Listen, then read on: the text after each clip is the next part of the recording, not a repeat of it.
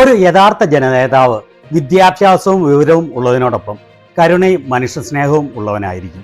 അമേരിക്കയിലേക്ക് ഡോങ്കി മാർഗത്തിലൂടെ കുടിയേറി ട്രക്ക് ഡ്രൈവറായി ജോലി ചെയ്യുന്നതിനിടെ അപകടത്തിൽ ഗുരുതരമായി പരിക്കേറ്റ അമിതിനെ അമേരിക്കയിൽ വെച്ച് രാഹുൽ ഗാന്ധി സന്ദർശിച്ചിരുന്നു. അതോടൊപ്പം ഇങ്ങനെ ഹരിയാനയിൽ നിന്ന് അമേരിക്കയിലേക്ക് കുടിയേറിയ വളരെയേറെ യുവാക്കളുമായി അദ്ദേഹം കൂടിക്കാഴ്ച നടത്തുകയും ചെയ്തു. അപ്പോൾ അവർക്കെല്ലാം രാഹുൽ ഗാന്ധി ഉറപ്പു നൽകി നാട്ടിൽ വരുമ്പോൾ അവരുടെ കുടുംബാംഗങ്ങളെ പോയി കണ്ട് അവരെ ആശ്വസിപ്പിക്കാം എന്ന്. രാഹുൽ ഗാന്ധി അമേരിക്കയിൽ വെച്ച് ഈ യുവാക്കളെ കാണുന്നതും അവർക്ക് നൽകിയ വാക്കുകൾ പാലിച്ചുകൊണ്ട് നാട്ടിലുള്ള അവരുടെ കുടുംബാംഗങ്ങളെ കാണുകയും ആശ്വസിപ്പിക്കുകയും ചെയ്യുന്ന വീഡിയോ മലയാളത്തിൽ ഇതാ. ഈ ചാനൽ നിങ്ങൾ ഇഷ്ടപ്പെടുന്നുവെങ്കിൽ കഴിയുന്നതും വീഡിയോ മുഴുവനായി കാണുകയും സബ്സ്ക്രൈബ് ചെയ്യാത്തവർ സബ്സ്ക്രൈബ് ചെയ്യുകയും സത്യം എല്ലാവരിലേക്കും എത്തുന്നതിന് കഴിയുന്നതും ഷെയർ ചെയ്യുകയും ചെയ്യണമെന്ന് അഭ്യർത്ഥിക്കുന്നു. +2 നോൺ മെഡിക്കൽ വിഭാഗത്തിൽ എനിക്ക് 95% മാർക്കുണ്ടായിരുന്നു. പരീക്ഷ നടത്തിയതിന്റെ പേപ്പർ ലീക്ക് ആയതിന്റെ പേരിൽ റിസൾട്ട് പുറത്തുവിട്ടിട്ടില്ല. പിന്നീട് നീറ്റിന്റെ പരീക്ഷ നടത്തുന്നപ്പോൾ അതിന്റെയും പേപ്പർ ലീക്കായി. ഭാവിയിൽ ഒരു പ്രതീക്ഷയും ഇല്ലാതായി. അതിനാൽ ഡോങ്കി മാർഗത്തിലൂടെ അമേരിക്കയിലേക്ക് വരാൻ തീരുമാനിച്ചു. കൃഷി ചെയ്യാൻ ഇത്രയധികം പണം മുടക്കിയാലും വിളവുമില്ല, വിളകൾക്ക് വിലയുമില്ല. കടം കൂടുന്നതല്ലാതെ കുടുംബം മുന്നോട്ട് കൊണ്ടുപോകാൻ ഒരു മാർഗവുമില്ല. ഇങ്ങനെ നഷ്ടത്തിലായതുകൊണ്ട് കുടുംബത്തിനു വേണ്ടി ഇവിടെ വരാൻ തീരുമാനിച്ചു. ഞങ്ങൾക്ക് മനസ്സിലായി ഈ സർക്കാരിനെ കൊണ്ട് ഒരു ഗുണവും ഇല്ല എന്ന്. അതിനാൽ ഇവിടേക്ക് പോന്നു. 6-7 വർഷം ഇവിടെ ജോലി ചെയ്ത് നല്ല പണമുണ്ടാക്കി ഇന്ത്യയിലേക്ക് തിരിച്ചു പോകാനാണ് ആഗ്രഹിച്ചത്.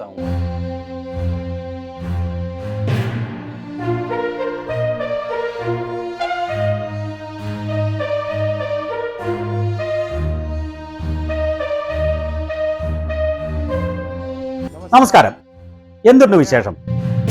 നമസ്കാരം, സുഖമായിരിക്കുന്നു. താങ്കൾക്ക് വേണ്ടി സ്പെഷ്യൽ ചോർമ ഉണ്ടാക്കുകയാണ്. അതെ, ഞാൻ കണ്ടു. എല്ലാവരും ഹരിയാനയിൽ നിന്നാണോ? അതെ, ഇതൊരു ചെറിയ ഹരിയാനയാണെന്ന് പറയാമല്ലേ? ഹരിയാനയിൽ നിന്ന് എന്തുകൊണ്ടാണ് ഇവിടേക്ക് വന്നത്? എന്തൊക്കെയായിരുന്നു പ്രതീക്ഷകൾ? ഇന്ത്യയിൽ നിന്ന് പുറത്തു ചാടാൻ 2 വർഷമായി ശ്രമിച്ചുകൊണ്ടിരിക്കുകയായിരുന്നു. കാരണം അവിടെ ഒരു പ്രതീക്ഷയുമില്ല. 10,000 15,000 കിട്ടിയാൽ ഗ്രാമത്തിൽ പോലും ജീവിക്കാൻ കഴിയില്ല. എല്ലാവരും തൊഴിലില്ലാത്തവർ. അതെ, ഇവിടെ വരാനുള്ള തീരുമാനം ശരിയായോ തെറ്റായോ? ശരിയായ തീരുമാനമാണ്. കാരണം രൂക്ഷമായ വിലക്കയറ്റം കാരണം നല്ല ജോലിയുള്ളവർക്ക് പോലും നാട്ടിൽ ജീവിക്കാൻ പറ്റാത്ത സ്ഥിതിയാണ് കഴിഞ്ഞ 10 വർഷമായി. ചിലവിന് പോലും തികയില്ല. അച്ഛനും അമ്മയും എല്ലാം നാട്ടിലാണോ? അച്ഛനും അമ്മയും ഭാര്യയും കുട്ടികളും എല്ലാം നാട്ടിലാണ്. നിങ്ങൾ വീട്ടിൽ നിന്ന് പോന്നപ്പോൾ കുടുംബാംഗങ്ങൾക്ക് ഇത് എങ്ങനെ വരുമെന്നോർത്ത് ഭയമുണ്ടായി കാണുമല്ലോ. കുട്ടികളിൽ നിന്ന് അകന്നു നിൽക്കാൻ ആർക്കാണ് ആഗ്രഹം? കാര്യങ്ങൾ വളരെ ബുദ്ധിമുട്ടാണ്. എനിക്കും കുട്ടികളുണ്ട്. സ്വന്തം നാട്ടിൽ സ്വന്തക്കാരുടെ കൂടെ ജീവിക്കാനാണ് എല്ലാവർക്കും സന്തോഷം. ഇവിടെ അപ്പാർട്ട്മെന്റുകളിൽ താമസിക്കുന്ന കുട്ടികളോട് സംസാരിച്ചാൽ നിങ്ങൾക്ക് മനസ്സിലാകും. 15ഉം 20ഉം കുട്ടികൾ ഒരു ബെഡ്റൂം അപ്പാർട്ട്മെന്റിലാണ് താമസിക്കുന്നത്. ഒരു ബാഗ് വെക്കുന്നതിനുള്ള സ്ഥലം പോലുമില്ല. അവർ കിട്ടുന്ന പണമെല്ലാം നാട്ടിലേക്ക് അയക്കുന്നു, എങ്ങനെയും അവരുടെ കുടുംബങ്ങൾ ജീവിച്ചു പോകാൻ. ഒരാളുടെ സഹായത്തോടെ ഞങ്ങൾ ഇദ്ദേഹത്തിന്റെ അടുത്തെത്തി. ജോലി കിട്ടുന്നതുവരെ ഇദ്ദേഹത്തിന്റെ കൂടെ താമസിച്ചു. ഇദ്ദേഹം ഞങ്ങൾക്ക് ജോലി ശരിയാക്കി തന്നു. $10-12 പണി. ഒരു വക്കീലിന്റെ സഹായത്തോടെ ഞങ്ങളുടെ കേസ് സബ്മിറ്റ് ചെയ്തു. അതിന്റെ ഫലമായി 6-8 മാസം വർക്ക് പെർമിറ്റ് ലഭിച്ചു. അങ്ങനെ 1 വർഷത്തോളം ജോലി ചെയ്തു കഴിഞ്ഞപ്പോൾ ഞങ്ങൾക്ക് വർക്ക് പെർമിറ്റ് ലഭിച്ചു. നിങ്ങൾ ഹരിയാനയിൽ നിന്ന് അമേരിക്കയിലേക്ക് വന്നു. അതിനു പകരം ഇന്ത്യയിലെ മറ്റേതെങ്കിലും സംസ്ഥാനത്തേക്ക് പോകുന്നതിനെ കുറിച്ച് ആലോചിച്ചിരുന്നോ? എല്ലാ സംസ്ഥാനങ്ങളിലും ഇതേ അവസ്ഥയാണ് അല്ലേ? അതെ, ഇന്ത്യയിൽ നിന്ന് പോരുമ്പോൾ ഇത്രയേറെ കഠിനമായ സാഹചര്യങ്ങൾ നേരിട്ട് വേണം ഇവിടെ എത്താനെന്ന് നിങ്ങൾക്ക് അറിയാമായിരുന്നോ? അതിന്റെ അപകടങ്ങൾ അറിയാമായിരുന്നു. എങ്കിലും മെച്ചപ്പെട്ട ഒരു ഭാവിക്ക് വേണ്ടി ഏത് റിസ്ക്കും എടുക്കാൻ തയ്യാറായിരുന്നു. അപ്പോൾ നിങ്ങൾ എന്തിനും തയ്യാറായിരുന്നു അല്ലേ? डर आपको कब लगा इस जर्नी में? कभी डिपोर्ट लग जाए। डिपोर्टेशन सबसे ज्यादा डर वही है। सबसे ज्यादा कौन से देश के लोग आ रहे हैं? इंडिया में से तो हरियाणा के आ रहे हैं सबसे ज्यादा। हरियाणा, पंजाब। हरियाणा में से इतने ज्यादा क्यों आ रहे हैं? सालों में पिछले 10 सालों में बताइए और इतनी महंगाई हो गई है और 35-40 लाख रुपए लगाकर कोई आता है, कितना रिस्क लेके बेहतर रोजगार के लिए, क्योंकि वहाँ पे है ही नहीं अभी। കുറച്ചു പേരെ ഡീപ്പോർട്ട് ചെയ്യും. വലിയ റിസ്ക് എടുത്ത് വീണ്ടും ഇവിടേക്ക് വരാൻ ശ്രമിക്കും. 35 ലക്ഷം രൂപ മുടക്കിയാണ് ഇങ്ങനെ എത്തുന്നത്. 35 ലക്ഷം രൂപ കൊണ്ട് ബിസിനസ് ഒന്നും ചെയ്യാൻ സാധിക്കില്ലേ? അത്രയും പണം മുടക്കിയാലും വിജയിക്കാനുള്ള സാധ്യത വിരളമാണ്. ഒരു ബിസിനസ്സിനും സാധ്യതയില്ല. അതായത് നിങ്ങൾ വിചാരിക്കുന്നത് 35 ലക്ഷം കടമെടുത്ത് എന്തെങ്കിലും ബിസിനസ് നാട്ടിൽ തുടങ്ങിയാലും രക്ഷപ്പെടാനുള്ള സാധ്യതയില്ലെന്നാണ് അല്ലേ? അതെ, ഈ യാത്രയിൽ ഏറ്റവും വലിയ സന്തോഷം എപ്പോഴാണ് ഉണ്ടായത്? അമേരിക്കയിൽ കാലുകുത്തിയപ്പോൾ.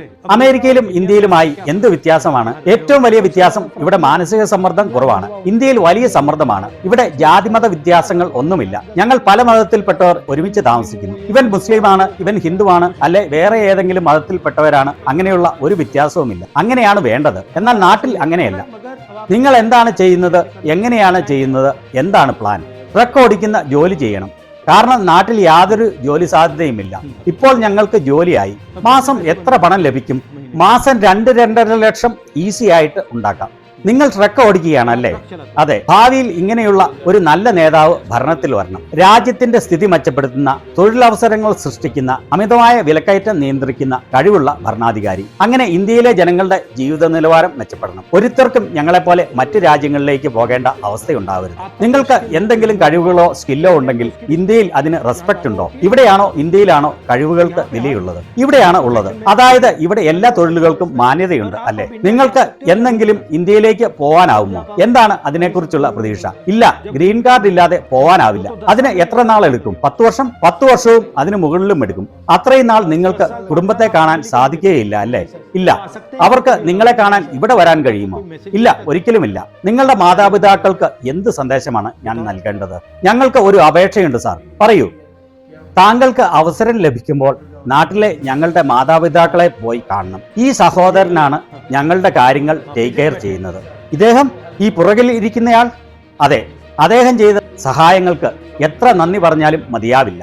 താങ്കൾ ഇവിടെ വന്ന് ഞങ്ങളോട് സംസാരിക്കുകയും സമയം ചെലവഴിക്കുകയും ചെയ്തത് ഞങ്ങൾക്ക് വലിയ ആശ്വാസമാണ് നൽകിയത്. അങ്ങനെയൊന്നും പറയല്ലേ. നിങ്ങളെ കണ്ടതിൽ എനിക്ക് വളരെ സന്തോഷം തോന്നുന്നു. താങ്കളെ കാണാൻ സാധിച്ചത് ഞങ്ങളുടെ ഭാഗ്യമാണ്. ഇന്ത്യയിൽ BJPയുടെ സർക്കാർ ഉള്ളിടത്തോളം കാലം ഞങ്ങൾ തിരിച്ചു പോവില്ല. ഹരിയാനയിലും കേന്ദ്രത്തിലും കോൺഗ്രസിന്റെ സർക്കാർ വന്നാൽ രാജ്യത്തിന് പുരോഗതി ഉണ്ടാവും. ഞങ്ങളുടെ സഹോദരന്മാർക്ക് ഇങ്ങനെ പുറത്തേക്ക് പോകേണ്ടി വരില്ല. അവർക്ക് നാട്ടിൽ നല്ല ജോലി ലഭിക്കും, നല്ല ജീവിത സാഹചര്യം ഉണ്ടാവും.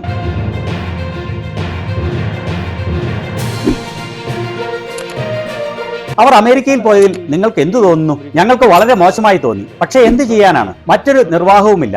ഇവിടെ തൊഴിലില്ല, ഒന്നുമില്ല. അങ്ങനെയുള്ള സാഹചര്യത്തിൽ എന്ത് ചെയ്യും? രാത്രിയിൽ എനിക്ക് ഉറക്കം പോലും വരില്ല. കുട്ടികൾ 2 പേരും എപ്പോഴും കരച്ചിലാണ്. അത് കേൾക്കുമ്പോൾ ഞങ്ങൾക്ക് ചങ്ക് പൊട്ടിപ്പോകും. ഞങ്ങൾ കേട്ടത് അമേരിക്കയിൽ അവർ ഒരാളെ കണ്ടുമുട്ടി, അദ്ദേഹം അവരെ വളരെയേറെ സഹായിച്ചു എന്നാണ്. നിങ്ങൾക്ക് എന്താണ് തോന്നുന്നത്? എപ്പോഴും അവന്റെ ഓർമ്മ വരും. ബന്ധുക്കൾ എല്ലാവരും അവനെ ഓർക്കും. എനിക്ക് വളരെയേറെ ആരോഗ്യ പ്രശ്നങ്ങൾ ഉണ്ടായി. 2 ഓപ്പറേഷൻ ചെയ്തു. അവൻ അവിടെ ഇരുന്ന് കരഞ്ഞു, ഞാൻ ഇവിടെ ഇരുന്ന് കരയുന്നു. കുട്ടികൾക്കും വലിയ സങ്കടമാണ്. പപ്പയ്ക്ക് എന്താണ് അസുഖം എന്ന് ചോദിച്ചു. എനിക്ക് ഒന്നും ചെയ്യാൻ കഴിയുന്നില്ലല്ലോ എന്ന് പറഞ്ഞു. തീർച്ചയായും പേടിച്ചു പോകും. നാട്ടിൽ ചെല്ലുമ്പോൾ നിങ്ങളെ വന്ന് കാണണമെന്ന് എന്നോട് പറഞ്ഞിരുന്നു. തീർച്ചയായും വന്ന് കാണുമെന്ന് ഞാൻ ഉറപ്പുകൊടുത്തു. സാർ, നിങ്ങൾ ദൈവത്തെ പോലെയാണ്. ഞാൻ അദ്ദേഹത്തോട് പറഞ്ഞിരുന്നു അമേരിക്കയിൽ ഞാൻ കണ്ടത് ഇവിടെ വന്ന് പറയാമെന്ന്. അവിടെ കാര്യങ്ങൾ കുഴപ്പമില്ലാതെ പോകുന്നു. ഞങ്ങളുടെ ഗ്രാമത്തലവനോ MLA ഒന്നും ഈ കാര്യങ്ങൾ അന്വേഷിക്കാൻ വന്നില്ല. ഞങ്ങളുടെ സുഖദുഃഖങ്ങൾ അന്വേഷിക്കാൻ താങ്കളല്ലാതെ മറ്റാരും ഇതുവരെയും വന്നിട്ടില്ല. ഒരു പ്രൈവറ്റ് ജോലി ചെയ്യുന്ന ആൾക്ക് 10-12 ആയിരം രൂപ മാത്രമാണ് ലഭിക്കുന്നത്. അതിൽ നിന്ന് കുട്ടികൾക്ക് പഠിക്കാനുള്ള ഫീസ് കൊടുക്കണം. എല്ലാം സ്വകാര്യവൽക്കരിക്കുകയാണ് അല്ലേ? അതെ. ആശുപത്രികൾ പ്രൈവറ്റൈസ് ചെയ്യുന്നു, കോളേജ് യൂണിവേഴ്സിറ്റികൾ പ്രൈവറ്റൈസ് ചെയ്യുന്നു, തൊഴിൽശാലകൾ പ്രൈവറ്റൈസ് ചെയ്യുന്നു. അവർ പറയും കാർഡ് ഉണ്ടാക്കിയാൽ ഫ്രീ ആയി ചികിത്സ ലഭിക്കുമെന്ന്. എന്നാൽ ഇതുവരെയും ആർക്കും ചികിത്സ ലഭിച്ചിട്ടില്ല. ആരോട് ചോദിക്കാനാണ്? 10 വർഷമായി ലൈനിൽ നിർത്തിയിരിക്കുകയാണ്. ഒന്നും നടന്നിട്ടില്ല. അത് ചേഞ്ച് ചെയ്യുക, ഇത് ചെയ്യുക എന്നൊക്കെ പറയും. പക്ഷെ ഒന്നും നടക്കുകയില്ല. നമസ്കാരം, എങ്ങനെയുണ്ട്? അമ്മയെ ചെന്ന് കാണും എന്ന് ഞാൻ പറഞ്ഞില്ലേ? ഇന്ന് ഇതാ വന്നിരിക്കുന്നു. എല്ലാവർക്കും സുഖമായിരിക്കുന്നു. ഇപ്പോൾ സന്തോഷമായോ? അവന് പുറമേ നോക്കിയാൽ കുഴപ്പമൊന്നുമില്ല. എന്നാൽ ഭക്ഷണം കഴിക്കാനും കുടിക്കാനും ഒക്കെയായി വയറിൽ ഒരു മെഷീൻ ഘടിപ്പിച്ചിട്ടുണ്ട്. അത് കുഴപ്പമൊന്നുമില്ല. എല്ലാം സുഖപ്പെട്ടു വരും. ഞാൻ നിങ്ങളുടെ കുടുംബത്തോട് സംസാരിക്കുകയായിരുന്നു. എത്ര ബുദ്ധിമുട്ടുകളാണ് നിങ്ങൾ അനുഭവിക്കുന്നത് എന്നതിനെക്കുറിച്ച്. എനിക്ക് വലിയ ബുദ്ധിമുട്ടാണ്. എനിക്ക് മനസ്സിലാവും. എല്ലാം ശരിയായി വരും. ഒന്നുകൊണ്ടും ഭയപ്പെടേണ്ട. ഞാൻ ചിന്തിക്കുന്നത് രാജ്യത്തെ ജനങ്ങൾ മനസ്സിലാക്കണം എത്ര ബുദ്ധിമുട്ടാണ് നിങ്ങൾ അനുഭവിക്കുന്നത് എന്ന്. നിങ്ങൾക്കും കുടുംബത്തിനും എത്ര ബുദ്ധിമുട്ടുകൾ സഹിക്കേണ്ടി വരുന്നു എന്ന്. അത് മനസ്സിലാക്കുന്നതിന് വേണ്ടിയാണ് ഞാൻ ഇവിടെ വന്നത്. 2014 മുൻപ് ഹരിയാനയിൽ വളരെ സുഖമായിരുന്നു. എല്ലാ സൗകര്യങ്ങളും ഉണ്ടായിരുന്നു. എന്തുകൊണ്ടാണ് ഹരിയാനയിൽ നിന്ന് എല്ലാവരും പോകുന്നത്? ഹരിയാനയിൽ തൊഴിലവസരങ്ങളില്ല, ഒരു ജോലിയുമില്ല. 2014 ശേഷം എല്ലാം അവസാനിച്ചു. എല്ലാം സ്വകാര്യവൽക്കരിച്ചിരിക്കുകയാണ്. ഇനി താങ്കളുടെ സർക്കാർ വന്നാൽ യുവാക്കൾക്ക് തൊഴിലവസരങ്ങൾ ഉണ്ടാകും. താങ്കളുടെ സർക്കാർ വരണം. മുൻപ് എനിക്ക് ജോലി ഉണ്ടായിരുന്നു. 2012 നിങ്ങളുടെ സർക്കാർ ഉണ്ടായിരുന്നപ്പോൾ എനിക്ക് ജോലി ലഭിച്ചതാണ്. നിങ്ങൾക്കെന്തോ പറയുവാനുണ്ടല്ലോ. താങ്കളുടെ സർക്കാർ വരുമ്പോൾ യുവാക്കൾക്ക് തൊഴിൽ ലഭിക്കാനുള്ള പദ്ധതികൾ ആസൂത്രണം ചെയ്യണം. ഹരിയാന വിട്ട് ആർക്കും വിദേശത്ത് പോകേണ്ട സാഹചര്യം ഉണ്ടാവുകയില്ല. മറ്റാർക്കും ഈ അവസ്ഥ വരരുത്. എനിക്കും 2 പെൺകുട്ടികളുണ്ട്. താങ്കൾ എത്രയും വേഗം പ്രധാനമന്ത്രിയാകണമെന്നാണ് ഞങ്ങൾ ആഗ്രഹിക്കുന്നത്. ഞങ്ങളുടെ കുട്ടികൾക്ക് വേറെ ഒരിടത്തേക്കും പോകേണ്ടി വരില്ല. ഇവിടെ തന്നെ എല്ലാവർക്കും തൊഴിൽ ലഭിക്കും. പപ്പ വരുമെന്ന് പറഞ്ഞില്ലേ? പപ്പ ഉടനെ വരും. മോന് അമേരിക്കയ്ക്ക് പോകണോ? വേണം. വരുന്ന ആളുകളിൽ സാറ് പ്രധാനമന്ത്രിയാവും. അപ്പോൾ എന്റെ മോന് ജോലി ലഭിക്കും. മോന് അമേരിക്കയ്ക്ക് പോകണോ? പപ്പായെ കാണാനാണോ പോകേണ്ടത്? എനിക്ക് പോകണം സാർ. ഓക്കെ. പപ്പയോട് സംസാരിക്കണമെങ്കിൽ സംസാരിച്ചുകൊള്ളൂ, ഒരു പ്രശ്നവുമില്ല. കൊച്ചിന് സങ്കടമായി പോയി. അതെ, വളരെയധികം. അത് നല്ല കാര്യമാണ്. ഇമോഷണൽ ആവുന്നത് കൊണ്ട് കുഴപ്പമില്ല. ഈ പ്രായത്തിൽ ഇമോഷണൽ ആയില്ലെങ്കിൽ എപ്പോഴാണ് ആവുക? പപ്പ പോയ കാര്യം കുട്ടിക്ക് എപ്പോഴാണ് മനസ്സിലായത്? രാത്രി ആയപ്പോൾ മുതൽ പപ്പായെ കാണണം, പപ്പായെ വേണം, പപ്പയുടെ കൂടെ ഇരിക്കണം, ഒന്നിച്ചിരുന്ന് ഭക്ഷണം കഴിക്കണം എന്നൊക്കെ പറഞ്ഞ് കരയാൻ തുടങ്ങി. ഓർക്കുമ്പോൾ എല്ലാം എന്നെ ഇവിടെ വിട്ടിട്ട് പപ്പ പോയെന്ന് പറഞ്ഞുകൊണ്ടിരിക്കും. എത്ര മാസമായി പപ്പായെ കണ്ടിട്ട്? എപ്പോഴും ഓർത്ത് സങ്കടം വരും. എന്താണ് കുട്ടി പറഞ്ഞത്? അവന് പപ്പയുടെ ഓർമ്മ വരുന്നുവെന്ന്. കരയല്ലേ മോനെ, ഞാൻ ഉടനെ തന്നെ വരാം. ഒന്നുകൊണ്ടും വിഷമിക്കേണ്ട. നമസ്കാരം സഹോദര. നമസ്കാരം സാർ. നമസ്കാരം. മോൻ സംസാരിക്കൂ. എന്നെ കാണുമ്പോൾ അവൻ വളരെ ഇമോഷണൽ ആവുമല്ലോ? തീർച്ചയായും ആവും. താങ്കൾക്ക് വളരെയധികം നന്ദി സർ. താങ്കൾ എന്റെ കുടുംബത്തിന് സമയം നൽകിയതിൽ, കുടുംബത്തെ ചെന്ന് കണ്ടതിൽ എനിക്ക് വളരെ ആശ്വാസമായി, മനസ്സിന് സന്തോഷമായി. ഇന്ന് എന്റെ മോൻ സന്തോഷവാനാണ്. ഇപ്പോൾ എനിക്ക് ഒരു വിഷമവും ഇല്ല. നിങ്ങൾ ഒന്നുകൊണ്ട് പേടിക്കേണ്ട, മോനും ഒന്നുകൊണ്ട് പേടിക്കേണ്ട. ഓക്കെ, ഇപ്പോൾ ഞങ്ങൾക്ക് വിശ്വാസമുണ്ട്. ഞങ്ങളുടെ കാര്യങ്ങൾ കേൾക്കാൻ ഒരാളുണ്ട് എന്ന കാര്യത്തിൽ. കുഴപ്പമില്ല മോനെ, ഒന്നുകൊണ്ടും വിഷമിക്കേണ്ട. സമാധാനമായിട്ടിരിക്കുക. ഞാൻ ഏറ്റവും പെട്ടെന്ന് വരാം. എനിക്കൊരു കാര്യം പറയാനുണ്ട്. ഒരു കാര്യം, മോൻ മമ്മിയുടെ അടുത്ത് പോയിരിക്കുക. ആദ്യം ഞാൻ പറയുന്ന ഒരു കാര്യം കേൾക്കൂ പപ്പ. പറയൂ മോനെ. എനിക്ക് പപ്പ തിരിച്ചു വരികയില്ല എന്ന പേടിയാണ്. അമേരിക്കയിലെ ജീവിതം ഇഷ്ടപ്പെട്ടു പോയി എന്നുള്ള പേടി. എന്താ മോൻ പറഞ്ഞത്? അവന് പപ്പ തിരിച്ചു വരികയില്ല എന്ന പേടിയാണ്. ഞാൻ തീർച്ചയായിട്ടും ഉടനെ തന്നെ വരും. മോൻ വാ. വരുന്ന തലമുറയ്ക്ക് ഈ ഗതി ഉണ്ടാവരുത്. ഇങ്ങനെയുള്ള അവസ്ഥ ഒരു കുട്ടിക്കും ഉണ്ടാകരുത്. താങ്കളെ കൊണ്ട് മാത്രമേ അത് ചെയ്യാൻ സാധിക്കൂ. താങ്കളിൽ ഞങ്ങൾക്ക് വിശ്വാസമുണ്ട്. സാർ, എന്ത് വില കൊടുത്തും എന്റെ പപ്പായെ വേഗം തന്നെ തിരിച്ചു കൊണ്ടുവരൂ. എന്ത് വില കൊടുത്തും എന്റെ പപ്പായെ ഉടനെ തന്നെ തിരിച്ചു കൊണ്ടുവരൂ എന്നാണ് അവൻ പറഞ്ഞത്. ശരി മോനെ, സാർ അവിടെ പോയി നോക്ക്. സാർ അവിടെ പോയി വന്നതാണ്. ഞാൻ അവിടെ നിന്നാണ് വന്നത്. മോന്റെ പപ്പയെ നേരിട്ട് കണ്ടിട്ട് വന്നതാണ്. അതുകൊണ്ടല്ലേ മോനെ കാണാൻ ഇവിടെ വന്നത്. പപ്പയാണ് എന്നെ ഇങ്ങോട്ട് അയച്ചത്. മോന്റെ പപ്പ അയച്ചതാണ് എന്നെ കാണാൻ സാറിനെ ഇങ്ങോട്ട് അയച്ചത് പപ്പ ആണോ? അതെ, സാറിനോട് ചോദിച്ചു നോക്ക്.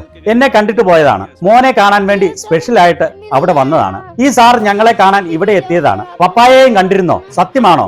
അതെ, സത്യമാണ്. സാറിനോട് ചോദിച്ചു നോക്കൂ. ഒരു കുഴപ്പവുമില്ല. എല്ലാം ശരിയാണെങ്കിൽ അങ്ങനെ ശരിയായി തന്നെ ഇരിക്കണം. പറഞ്ഞതെല്ലാം ശരിയാണ്, സത്യമാണ്. എന്റെ പപ്പ അമേരിക്കയിൽ ചെന്നപ്പോൾ അപകടത്തിൽ പരിക്ക് പറ്റി. പറയൂ, എന്താണ് സംഭവിച്ചത്? ഇപ്പോൾ പപ്പയ്ക്ക് എല്ലാം സുഖപ്പെട്ടല്ലോ. എന്തു പറ്റിയെന്ന് എന്നോട് പറയൂ. എങ്ങനെ സംഭവിച്ചു എന്ന് എന്നോട് പറയൂ. എവിടെയാണ് പരിക്ക് പറ്റിയത്? പറയൂ. ഇനി അവന് മിണ്ടാൻ പറ്റില്ല. ഓർക്കുമ്പോൾ സങ്കടം വരുന്നതാണ്. എല്ലാ കുട്ടികളുടെയും അവസ്ഥ ഇങ്ങനെയാണ്. എല്ലാവരുടെയും. ഏതെങ്കിലും മാതാപിതാക്കൾക്ക് ഇങ്ങനെ സംഭവിക്കുന്നതിനെ കുറിച്ച് കുട്ടികൾക്ക് ചിന്തിക്കാനാവുമോ? പപ്പയോട് ഇപ്പോൾ സംസാരിച്ചതല്ലേ? സംസാരിച്ചല്ലോ. അപ്പോൾ ഓക്കെ ആണെന്ന് മനസ്സിലായില്ലേ? പാവം. ഇങ്ങ് വാ മോനെ.